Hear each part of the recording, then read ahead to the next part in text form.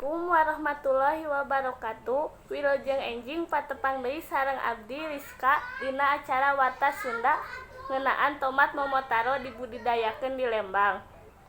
Tomat teh beda-beda tu rea rupana. Disagedengeun tomat nu ilahar dijual di pasar tradisional kiwari aya tomat nu beda tea.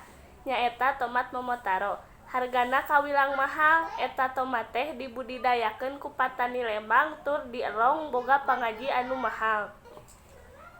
Patani di Desa Langensari, Kecamatan Lembang, Kabupaten Bandung Barat kiwari keur ceuyah ngabudidayakeun tomat momotaro. Eta tomat momotaro teh mibanda pangaji anu kawilang mahal batan tomat lokal lantaran kualitasna punjul.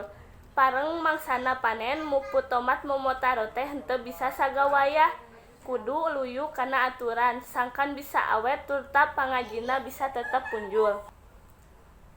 Tina ngaranna geus bisa kataksir yen tomat momotaro teh lain asli tomat ti urang tapi ti Jepang. Tumuhna tomat momotaro kawilang langka di Indonesia lantaran kudu ngaluyukeun jeung hawa katut lingkungan di Indonesia. Pon kitu deui dina ngurusna. Leuwih bangga batan tomat nu ilaharna aya di urang. Matak moal aneh upama harga eta tomat teh kawilang mahal. Sakitu bae ti simkuring mugia bermanfaat. Wassalamualaikum warahmatullahi wabarakatuh.